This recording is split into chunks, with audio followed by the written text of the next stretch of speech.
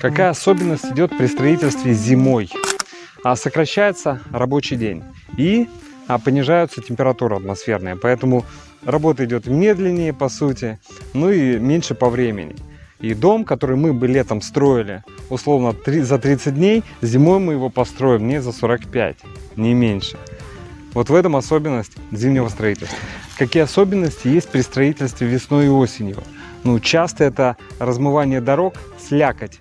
В целом атмосферное уныние такое, да, которое сказывается на эмоциональном состоянии при строительстве.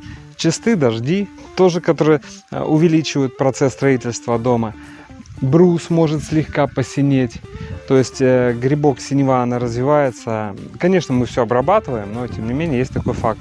Сложно заехать на участки, это бывает. Особенности есть при строительстве летом, это жара, которая влияет, и голова